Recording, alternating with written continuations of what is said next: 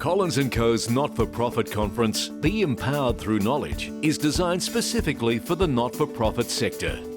Our speakers are experts in this sector, and their practical approach provides not-for-profit board members and management with the opportunity to improve their skills and knowledge across a range of specialist topics. The conference also provides a great networking opportunity.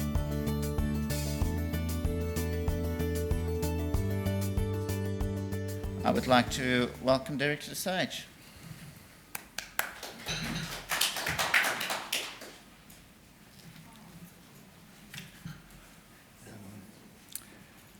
Perhaps we've enjoyed Moira Kelly's presentation so much, but I hope you'll appreciate a little bit of flexibility whilst we get sorted. Thanks, Sean. That's fine. Thank you. Well, welcome everybody. I've been asked to speak by Rake on DGR applications, just strategies for success. Before I even start that, I do want to say that obtaining GGR is one thing, but obtaining tax-deductible donations after that is quite another thing. And if you do decide to seek DGR endorsement, remember that's just the first step. You will then be expected, whether it's a tap on the shoulder from your committee or certainly the tax office, which requires you to solicit public donations from the public, you'll need to get out there and fundraise. So that sometimes people's expectations are raised to an unrealistic level where they think, we've got DGR, therefore we are now going to be flooded with all this benevolent tax-deductible donations. That's really just the start. You still have to do the fundraising. Now, what I propose to do is just look at some of the DGR ones, they're called, in the tax office. They're perhaps the most popular types of DGRs, but I'm happy to take any particular requests from you at the moment. I'm also going to, in the interest of time, spend a little bit more time on health promotion charities because there was a contest. The ACNC went to the tribunal with the Warbra Foundation, and we know from that tribunal hearing how decisions are made, and I think that will be helpful to all of you to understand how the ACNC works, how the regulator works, how these things might be played out in a contested matter. So primarily I'm going to focus on DGR ones, a little bit of case law, tax rulings, and if we've got time, a little bit of application practice about responsible persons and things like that. These are the types of DGRs that I intended to focus on: health promotion charity, harm prevention charities, public benevolent institutions.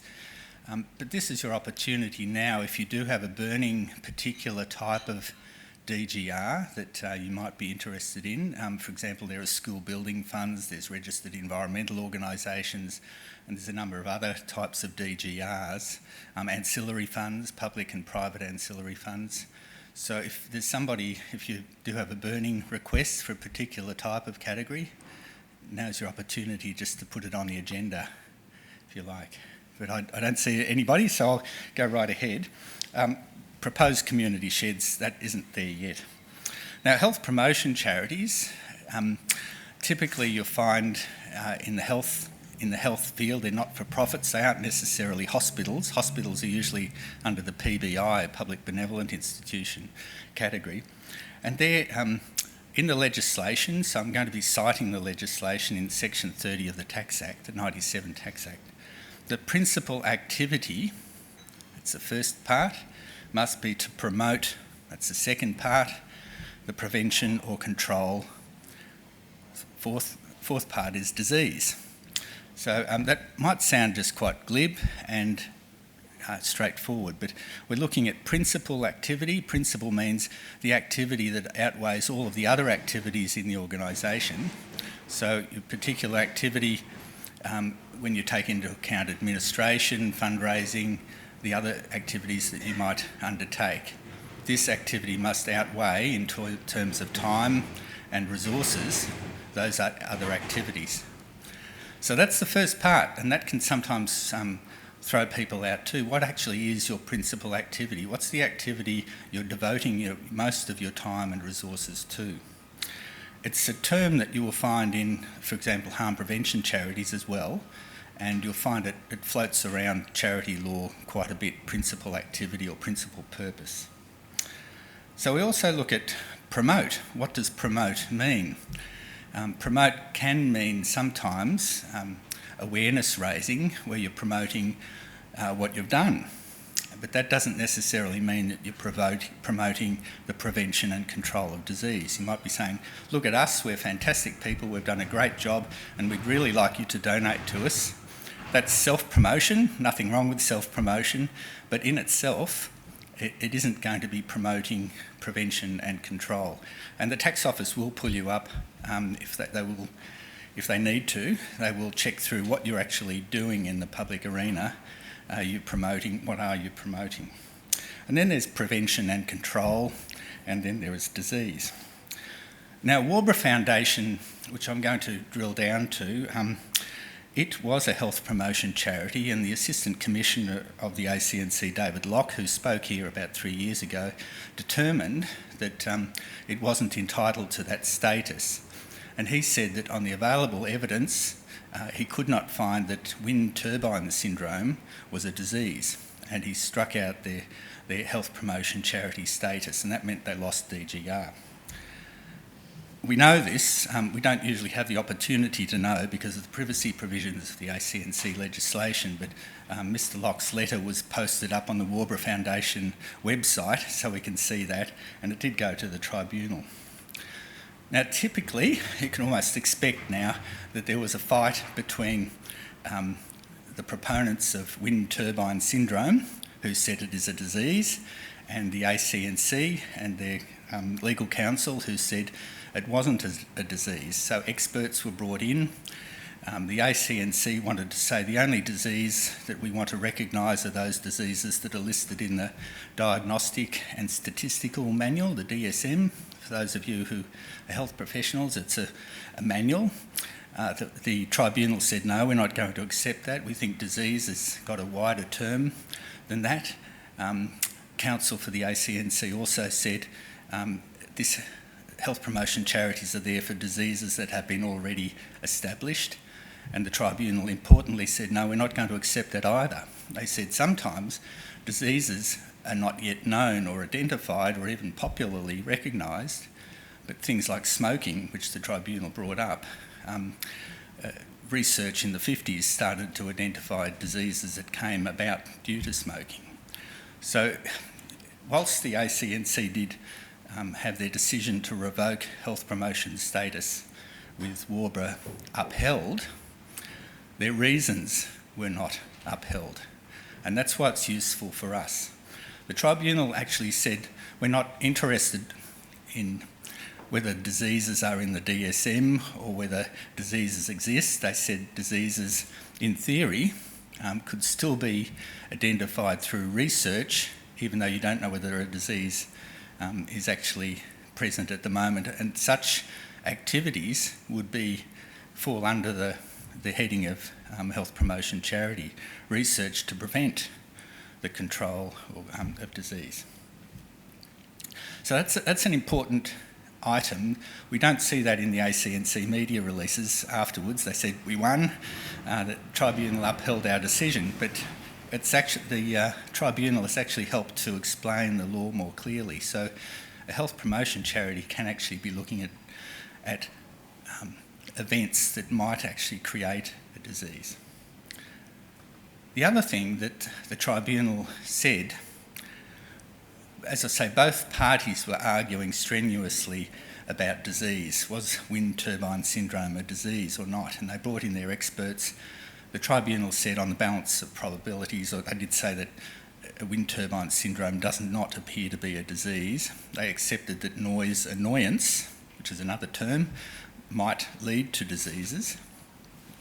But the reason why they determined that Warburg wasn't entitled to health promotion charity status didn't have anything to do with that last part of the legislation, the disease. It was about the principal activity.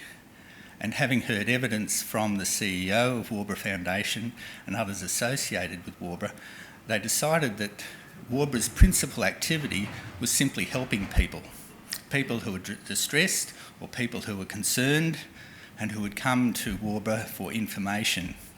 And that, we call it a signpost organisation, so Warber would then direct people to other sources of help or information. Their activity, this principal activity of providing assistance to people, information assistance, was in itself not promoting the prevention or control of disease. So it was the whole argument about is wind turbine syndrome a disease or not, in the end, in the tribunal's view, was irrelevant because the activity that Warber was actually undertaking by its own evidence to the tribunal wasn't actually promoting the prevention and control. It was simply addressing people's concerns and pointing them in the right direction. So this is a story, a case, to illustrate how important it is the words in the legislation are and to look at each component.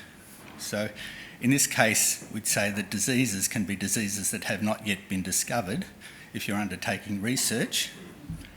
And we can also say, remember what your principal activity might be. If it's simply to field calls and emails from people, that in itself will not be enough to be preventing or controlling or promoting the prevention and control. So it's an important case, and it flows through some of the other DGR categories, but what I would suggest is not to believe everything the ACNC says. The Tax Office actually is responsible for DGR applications, and with the greatest respect to the ACNC and their counsel, the tribunal decision actually helps us in an educative manner to understand actually how the law works. And it's frequently I see with clients who will come and they will tell us about the disease, or they will tell us about the harm, as indeed we heard about Moira, the kids that she was helping. But how does that fit into a DGR category? You actually have to be promoting the prevention and control of. And that's what are you going to do about the harm? Is perhaps a shorthand way of explaining that. Is that clear? I see a few furrowed eyes. What I'm wanting to say is read the words of the tax legislation. You'll find it in a gift pack, the Tax Office's DGR gift pack, which is out of date, but it still quotes the words. Understand what it means. It still quotes the words. Understand what it means and tick off every element. What's your principal activity, etc. Second DGR category I'll briefly talk about is harm prevention. It has the same words. Principal activity must be to promote the prevention and control. So if you're looking at harm prevention, tick off those boxes. What is your principal activity? Is it self-promotion? Okay, is it promoting prevention and control? And is the actual behaviour harmful? Now, the Tax Office, and in fact it's in the legislation, behaviour includes things like emotional abuse, sexual abuse, physical abuse. You can expect that the Department of Social Services, who handle this harm prevention registration after it's gone to the ACNC, will want the details. They will want to know what is actually happening, what is the harm, and what type of harm is it. So, for example, we had a client that was dealing with, if you like, underage sexual abuse of women, and we needed to describe what was actually happening in gynecological terms. We needed to describe the effect that it had, that it was non-consensual, for example, and we needed to, most importantly, to describe what the proponents of this charity were actually going to do about that. So you have to go through each part, and I'm not even mentioning the type of abuse because it's not necessary, but it excites emotion. You say, oh, this is appalling, but you still have to go through the process as to say, well, what are we going to do about it? How are we going to actually address this and step past the graphic nature of the abuse and demonstrate to the regulators what you're actually going to do to prevent and control. Clear enough? Sorry, just on that. Yes. What have they said they would do to prevent or control that behaviour? So, in this case, they were going to have outreach into communities where these young girls were having this abuse inflicted on them. There's also education materials about informing people involved. There was there was physical harm done, so there was questions of medical follow-up as well. And there was also a bit of an issue of culture, and we still have this culture. So the point is that it's what you do about it. And if you simply say, here's a terrible thing, and we heard from Moira all these quite moving stories of kids without limbs, that's not going to convince the tax office. If you just go and say, look at all of these kids, they're in distress, obviously suffering, that's not enough. You need to be able to show what you're actually going to do. So, sorry, back to your question. So linking the activity that you're providing to prevent the event? Yes, yes. So it can be simple as having helpful hints on your website, simply to say if this occurs, or if you believe it is going to occur, these are the steps, and perhaps relying on expert medical opinion and so forth.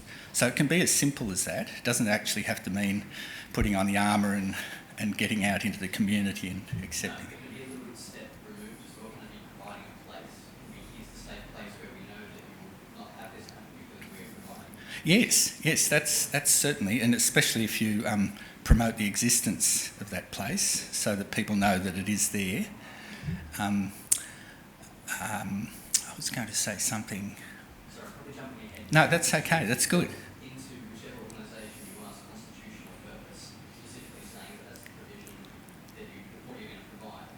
It does link back to. I recommend that when you're setting up your constitution, you might say, we're an institution established to prevent harm, and quote the section of the Tax Act, and then have a set of activities that the institution might undertake. So it might be having a safe house, for example. It might be doing outreach into the community. It might be having information brochures, etc. And that will really help you down that path. And that's the key part. What are you going to do? I will just come in a moment. Where my thought bubble was, it can't be too remote. So, for example, some people have said, we want to train the trainers. So we want to train people who are then going to go out and do the outreach. And the tax office might say that this is too remote. There's no direct link between your organisation helping to train people who are then going to go on and train other people. You need to be a little bit more connected. Maybe that can be another activity, but it's not your principal activity. You still have to be more closely so they can see that there's a cause and effect, that people will actually, promotion of prevention and control of behaviour will actually occur because of your activities. I hope that's okay. Yeah. Yes? Does it always have to be related to humans directly? So, for example, the environment, can you do anything in relation to that where there is the potential for long-term human harm but not immediate? The legislation, the tax ruling does say it has to be control of diseases in humans, or harm in humans. If we go back to the Warburg case, you might say, well, there's certain events happening in the world, and if you can say that that might create harm or create diseases, but you're going to have to show the link and that the activities you're doing, which would be more of a research function, so we're going to research whether harm is occurring due to carbon emissions, for example, or whatever it might be, there's room to move there. But it is about harm caused to humans. There's an animal welfare charity, DGR, I'll briefly speak about later to distinguish, and diseases. Harm prevention is things like rape, for example, or king hits. We acted for a foundation that helps promote the prevention of the king hit, the one-punch coward type situations. So that there might be some cultural norms about young men behaving badly in a case of king hitting, and maybe such a harm prevention charity can promote more respectful communications between young men to stop this coward punch occurring. So I guess I'm saying cultural, societal pressures may well cause or contribute to, but you're going to still have to show what the harm is. A kid gets punched in the head and dies as a consequence of a coward's punch. So that's the harm you need to focus on. I'll move on to PBIs, and I'll only briefly talk about this. It's important when you're thinking about DGRs, remember that the different categories might have other tax consequences. The two public benevolent institutions, unlike some of the other DGR categories, offer fringe benefits tax exemptions, so you can salary package employees in a cost-effective manner. Not all DGRs have that. So if you're doing business planning about are we going to seek DGR, you might consider the other consequences. PBIs aren't actually a creature of statute. You won't find it defined in the Tax Act. You'll find it going back to a High Court case, Perpetual Trustees in the 1930s, which looked at a home for Royal Navy mariners in Sydney and people who had fallen on hard times. And the High Court said basically these institutions are set up for people who arouse compassion in the community, who have fallen on hard times. The law has developed in the courts to extend to mental health issues. It doesn't have to be simply confined to people with financial needs. So in the Cairn Miller case, I think in the 70s, Cairn Miller is an institute that helps people with psychological problems, and the fact that some of the people attending were full fee paying made no difference. It was still helping to address their needs for psychological assistance. The courts, however, have distinguished ordinary human needs from the needs of benevolent needs. Ordinary human needs are needs that people can ordinarily recover from without the assistance of anyone else. So they've knocked out marriage guidance counsellors, for example, as not being entitled to PBI. They might get it in other ways, but the view of the courts is that in a normal situation, if you have a breakup, it's painful, but you will be able to recover. So that's what they mean by ordinary human experience. They also distinguish PBIs from purely welfare, and this is perhaps a development. In the High Court Perpetual Trustees case, it was more about people who had fallen on hard times in Navy. But especially with Indigenous charities that have been established as PBI, there's been some pushback to say this is actually quite a patronising category to describe people in benevolent need as in need of welfare, unable to help themselves. And the courts have said that PBIs can also be there to help people to get out of the problems that they're in. So that's the relief side. So you're not perpetuating welfare, you're actually encouraging people to stand on their own feet. We help to set up a PBI that helps Indigenous people to develop small business. So at the moment they're bereft of education and financial resources to receive that education. But once they've gone through the courses at this PBI, they should be in a position to start their own business, and they'll receive some mentoring during that time. But hopefully they'll get to a point where their businesses are successful and they won't need the assistance of the PBI. So relief is an important point, and it gets rid of that patronising welfare mentality. I'll briefly mention Hunger Project case. The Perpetual Trustees case in the 30s said direct relief.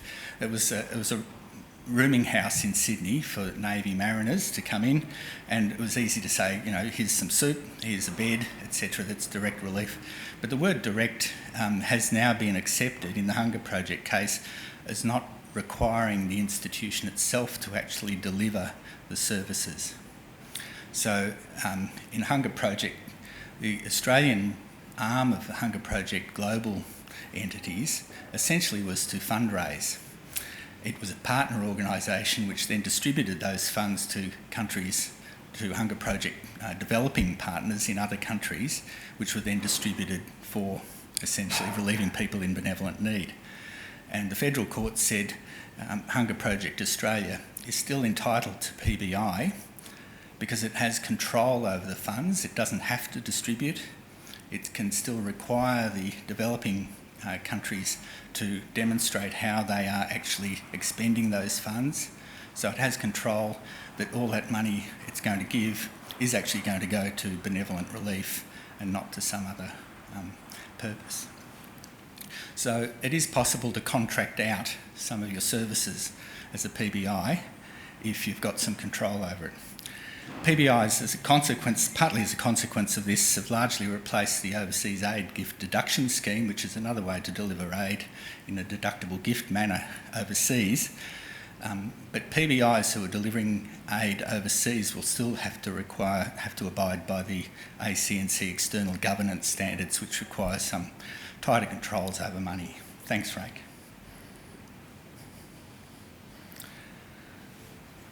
Rake's very helpfully given me a bit of a time indication.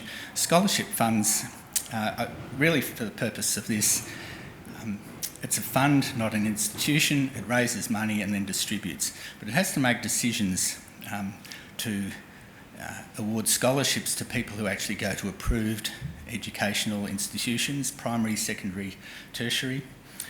And the issue I see sometimes is, can scholarships be awarded to help the kids buy cricket bats or basketballs or go on a sporting trip?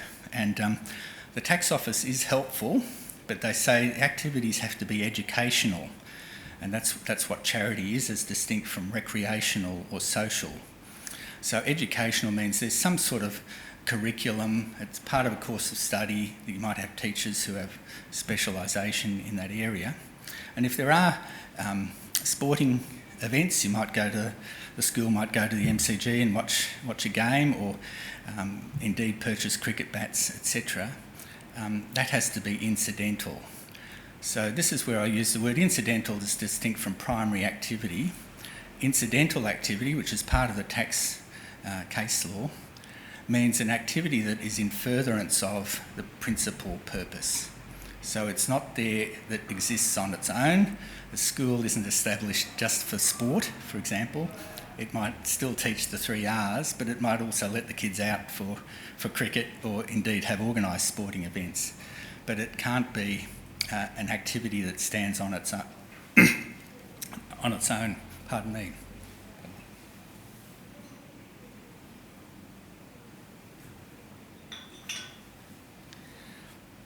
Incidental activities includes things like fundraising and administration.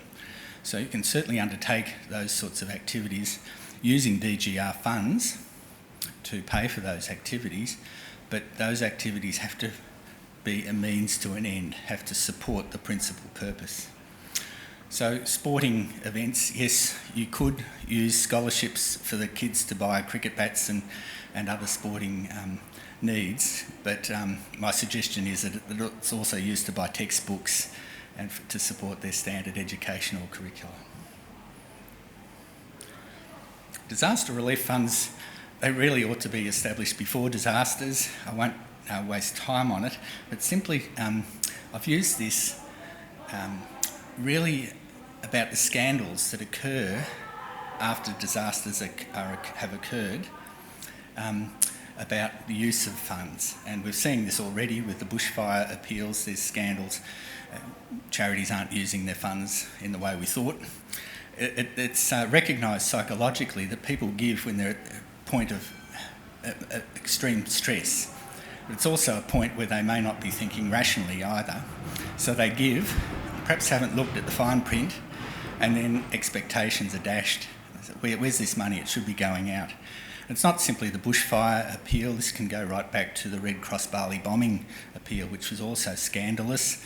It required an audit, and PricewaterhouseCoopers, I think it was, who did the audit for Red Cross Bali bombing, said the main issue wasn't nothing to do with fraud or even applying funds illegally. It's just they had poor communication. So if you are doing fundraising appeals, whether it's bushfires or scholarships or anything, be clear about your messaging to the public about how you're going to spend that money.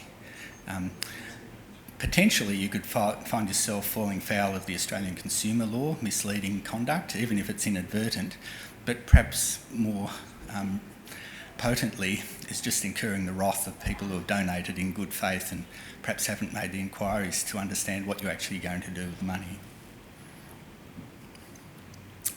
Animal welfare charity, once again it's got a principal activity test, and it has to be short-term care, rehabilitation, and the animals have to be lost, mistreated or without owners. I'll briefly reference the Sea Shepherd case. Personally, I think it was a bit of a frolic by the charity, and perhaps they had some pro bono lawyers who thought, let's take this on. But what their case to the Commissioner of Taxation in the court was that by sailing their Sea Shepherd craft in between the Nishin Maru whaling craft of the Japanese and the whales that were at that point frolicking freely in the Southern Ocean, they were engaging in short-term care. The majority of the federal court, 3 members of the court, rejected that argument. They talked about care, and in the case of animals already being mistreated, and simply to drive your craft in between the whalers and the whales wasn't sufficient to produce care. There was a dissenting judgment who suggested that care could also mean care in anticipation of harm, but that was a minority view, and with the greatest respect to that judge, given the legislation, the Section 30 of the Tax Act that talks about prevention and control, if the legislature had really wanted to allow animal welfare charities to prevent harm, it could have just simply said that in the legislation. But this gives you an idea. Care really means directly providing homes, vet assistance, etc. Cultural organisations. What I really want to say is don't be dismayed at the term cultural organisation. You don't have to be some National Museum, National Gallery of Victoria. Footscray Yarraville Brass Band is a registered cultural organisation. Louis Joel Community Centre at Altona, which has community artwork, is a registered cultural organisation. Melbourne Comedy Festival is a cultural organisation. Primarily you have to be promoting some sort of art, performing arts, literature, etc. Things are changing. All of these registers, harm prevention, registers of environmental organisations, are being migrated to the ACNC, and you'll simply apply to the ACNC and not need to then go and apply elsewhere for the DGR. Public museums, I brought this up partly to contrast cultural organisations from public museums. Public museums, art galleries and art galleries and museums have one additional tax benefit that a cultural organisation doesn't have. The Register of Cultural Organisations accept that you could have a theatre that could be a public museum where you display art, could be a cultural organisation or a public museum. The difference is with the public museum is that you're eligible for the Cultural Gifts Program, which allows donations of things like jewellery and artwork directly to the museum, and you can receive a tax-deductible donation, whereas ROCO type organisations aren't able to avail themselves of that facility. Basically, museum, it's nothing, or art galleries, just to a term, it's no legal term of art, it's just its ordinary popular meaning, and basically it means it needs to look like, think like, smell like a museum, and if you can do that, you will pass the test. Re-Pinion is a case which is rather colourful. In this case, the willmaker left his entire home purportedly on charitable trust to enjoy the artefacts in the home, and it was contested by the family, and successfully contested by the family. The court said, and they had the benefit of expert evidence, and they determined that what was in the home was really just a worthless collection of junk. That's quoting the judge. So, I mean, it could see no benefit to society by foisting that collection on the wider public. So you do have to demonstrate that what you've got has some worth. You might have a curator, even a volunteer. There's some order to it. It's not simply... I think the judge said he found that the purpose really wasn't to provide public benefit, but rather just to promote the existence of the willmaker long after his demise. Community sheds, that's going to happen in July. Nothing really to report here. I think it's opening up a few possibilities, but just to let you know. I want to briefly, I've got probably 3 minutes left, just to briefly talk about especially responsible persons. Some of the funds require a majority of the board to be responsible persons. And this is distinct from the ACNC words. They say responsible persons means the entire committee of management. The ATO uses the term more narrowly, meaning people who have things like Queen's Birthday Honours, or who are members of professional associations such as myself or Rake, who have a degree of responsibility to the community. Now, the joke I like to tell is a true story. At an ancillary fund we were setting up, a person said, "Oh, they'd never accept me as a responsible person, I'm a used car salesman," and putting himself down. But as it turned out, to be a licensed motor car trader, you do need to pass a fit and proper person test and demonstrate some ability to handle money. So he actually did get in. Similarly, a warrant officer first class in the Australian Army says nothing in itself, but as it turns out, such a warrant officer is authorised to witness statutory declarations, so that also gets that person in. Another person, small country town, highly regarded, one of those very energetic, generally seems to be women, but women who motivates people and encourages fundraising, and was even awarded Citizen of the Year in the local town. She wasn't accepted as a responsible person because she didn't have that so-called connection or responsibility to the wider community. It was basically her efforts were just done due to her goodwill. She had no duty, even though she ran a small business which seemed to be successful. So she was very hurt by that, but that's just to help you understand what is required by the tax office. Rake is giving me the wind-up. I think what I will do, briefly mention Forrest and the Commissioner of Taxation, if that's okay, 1 minute. Right. So Andrew Forrest made a gift of $3.5 million to his charity. He was able to claim a tax deduction. Then there was an arrangement whereby the charity then purchased shares belonging to Mr Forrest and entities associated with Mr Forrest. The fact that the shares were purchased slightly above the market quotation it was colourful, but perhaps not relevant, because even if they were purchased below the market quotation, there was an arrangement whereby the charity was able to use this tax-deductible donation to then purchase shares belonging to the person who had made the donation. And gifts have to be freely given. The only expectation is a receipt is given back. So this affected Mr Forrest's affairs. And no disrespect to him, it appears from the tribunal that he just couldn't understand. He said, well, I've given a gift. The charity's got the money, and now they've purchased some shares which are going to generate revenue. But the tribunal said yes, but the taxpayer has actually missed out because of this.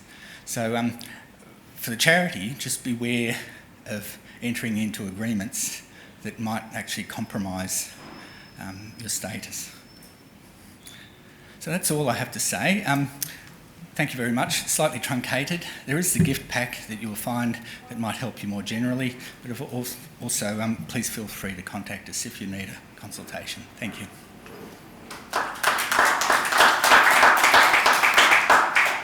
Thank you, Derek. That was very insightful. I know a little bit about it, but clearly you shed some new light on that. Thank you. We're waiting for our next session to start, so I don't know if there's any questions. Do you want to maybe ask Derek? Just speak up, please. I think I lost my mic, so is there any questions? Okay.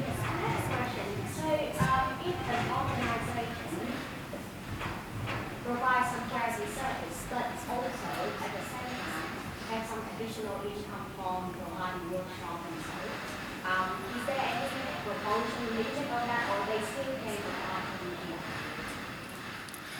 Certainly, so you might be talking about social enterprise, perhaps. So running an income revenue raising enterprise. Certainly, there are two ways you can look at that.